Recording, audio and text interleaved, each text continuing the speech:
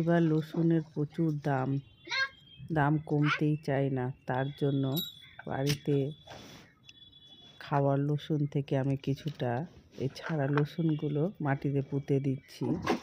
আগে থেকে আমার ফলের ক্যারেটে মাটিটা তৈরি করাই ছিল এভাবে। তো আমি কিছু রসুন এভাবে পুঁতে ট্রাই করছি কি আমার হবে কি হবে না রসুনগুলো।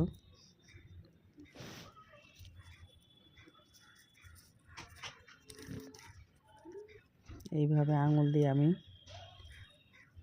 মাটিতে টিপে টিপে ভরে দিচ্ছি সমস্ত রসুনের দানাগুলো, আর মাটিকে এভাবে হাত দিয়ে ছড়িয়ে দানাগুলোকে ঢেকে দিচ্ছি। হয়ে গেছে আমার পোঁতা। এবার জল দিয়ে দিব।